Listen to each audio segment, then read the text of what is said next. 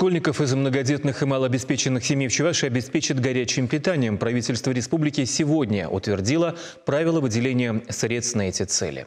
Правилами предусмотрены порядок и условия предоставления субсидии.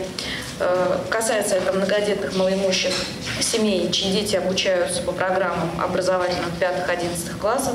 Сегодня у нас таких ребят 11 472.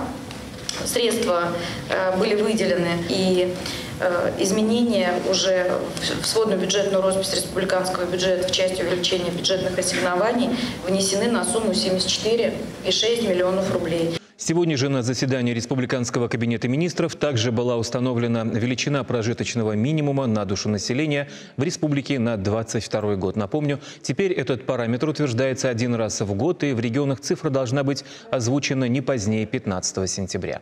В итоге величина прожиточного минимума на душу населения в целом по Чувашии составит 10 158 рублей для трудоспособного населения, чуть больше 11 тысяч для пенсионеров, 8 732 рубля для детей, чуть более 10 тысяч.